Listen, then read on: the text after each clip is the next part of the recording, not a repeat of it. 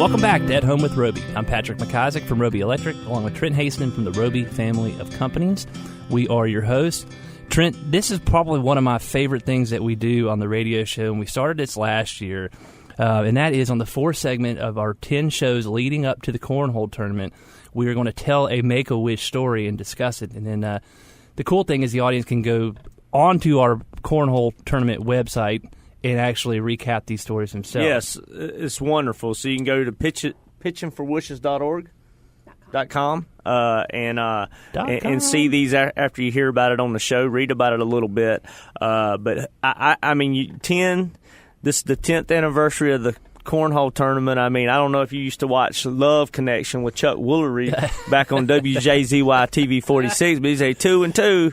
We're going 10 and 10, and this is number 1. And so we still have a babyless Lauren Harnett with us. I can't believe you haven't had that baby yet, but working on it. It's so lovely to have you back, and it's really great to have you back for the first of our 10 segments of wishes. Yeah, and we're going to talk about a real special wish today. I think it's probably the most important. It is the most important wish we've ever granted. They're all equally as important, but without Chris Grecius, we would not have the Make-A-Wish Foundation. Yeah, so a lot of people don't know that Make-A-Wish actually started with a wish. So Chris, as you just said, was 7 years old, living in Phoenix, Arizona, and he had always wanted to be a police officer. That's right. And he was diagnosed with leukemia, and when his mom found out that the prognosis was not great, she thought, now's the time. We got to make something special happen. So she had a friend in the U.S. Customs Department, I believe, and asked him to help make something special happen for Chris. So they went to the Phoenix Police Department, and they actually swore him in as the first ever honorary officer. So he cool. gets this full uniform. Yeah. He got a helicopter ride. He was an official officer for the day. It was an incredible experience. And he was 7 years old at the time, and Chris actually passed away exactly a week later, and he had a full police salute at his funeral. Man. So he was a fallen officer. Was that 1981? It was, or 1980, I believe. Oh, wow. Close. But My memory's failing me. that was actually his mom and that police department, some of those folks who started Make-A-Wish. My favorite quote is they said they realized in that moment that wishes are a universal language, and it was something that we needed more of. So they started that 37 years ago now. You're going to make me cry. I'm thinking I'm welling up over goal. here. We're blessed. Yeah. We're blessed. I've gone to a couple national conferences. I can't recall. We always celebrate that wish at the national conference. I can't remember if his mom or if the police officer or one of those folks has been there. But we were so fortunate this year at our Wish Ball, which is our grand event, our annual grand event here for Central and Western North Carolina. We hold it in Charlotte, to have his mom come speak. She is the most incredible lady. I think we all get starstruck. It's like what Wish kids are like when they meet whoever they want to meet is how we are when we talk to Linda. But she came and spoke, and she does it at events across the country. She's just as invested as she was. And my favorite thing is, I'm going to get this number wrong, but she says that Make-A-Wish was started with like $37 in the bank. So at every event she goes to, she brings $37 to donate. Oh, my gosh, that's great.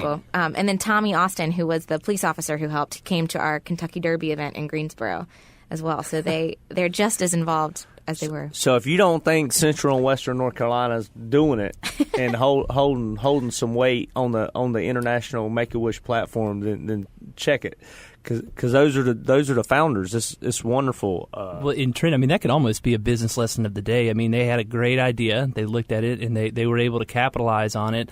And I'm sure when Chris was going through his wish, being the police officer, they didn't know really what was going on. It was just sort of this idea. And to your point, the wish is a language we all speak. Universal language, a universal language.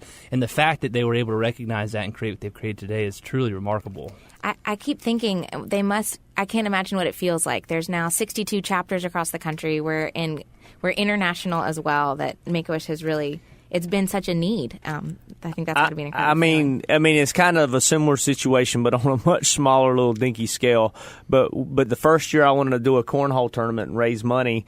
That's right. Yeah. My dad and my brother looked at me and said, "Are you crazy? We're contractors. We're not cornhole promoters." And then I said, "Just think, one day in 10 years we will have raised over $100,000 if we commit, we put our arms down, and we do it." And I think this year we will have surpassed $1.5 million raised for charity. Correct? You are now the Don King of Cornhole. No, we got a long way to go. But what I really like about it is being a dad of 4 kids and how much they mean to you. Sure. Linda gets to celebrate Chris's life repeatedly. I mean, he's at the forefront of her mind. She's living on his behalf, and I think that is wonderful. I think you put your arms down and you commit and you have faith, and angels happen. So I don't know, man. It's pretty cool. I'm gonna cry if I keep talking. Well, you did a good job, and I think your example with the cornhole tournament is dead on. I mean, it's the same thing. You didn't know. I mean, I think the example you give about when you initially made those calls, you were trying to raise like a couple $1,000s or something, and the first one you dialed like 5 times, and I think it was Webb from Queen City maybe, and he gave you twice what you thought you were going to raise, and you're like, hot dang, I got to redo this business model. I mean, Webb, Randy Burris, those guys, right, Reed Harkey. I mean, these guys, but.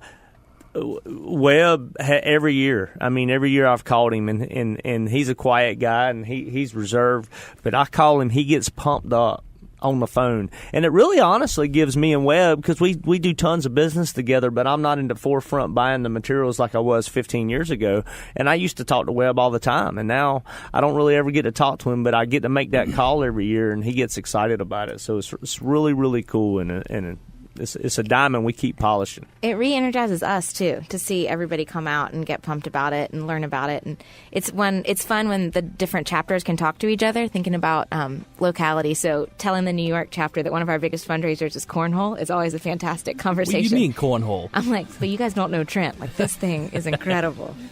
Well, Lauren, thank you for joining us. Thank you for talking about Chris Gresh's Whoosh. Go check it out on pitchingforwhooshes.com. You've listened to the At Home with Roby show. Have a wonderful Sunday. We'll be back next week.